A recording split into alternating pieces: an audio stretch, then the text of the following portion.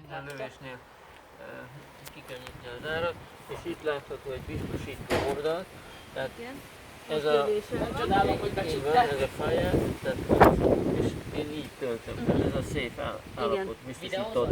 Úgyhogy amikor én betöltöttem a töltényűrbe a lőszert, és ön már elhelyezkedett, akkor csak azt kérem, hogy a lövés előtt ezt ugye függőleges állásba tegye, mert csak akkor tudja majd elhúzni a billentyűt.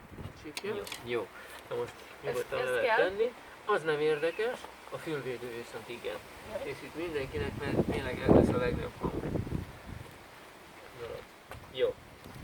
Akkor ahogy az előbb tartotta, ez az, és akkor lövés előtt azt a biztosítót kibiztosítani. Jó, én akkor megyek.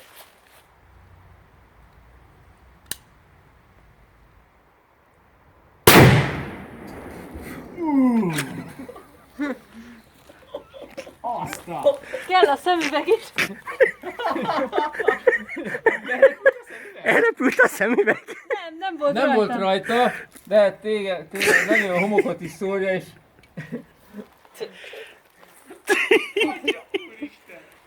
El lehet helyezkedni.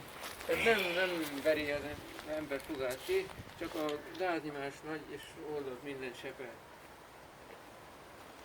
A fülvédő akkor legyen.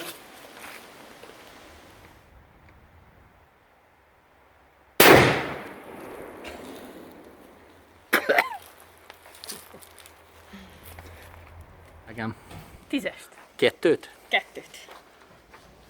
Hát ez bizony az.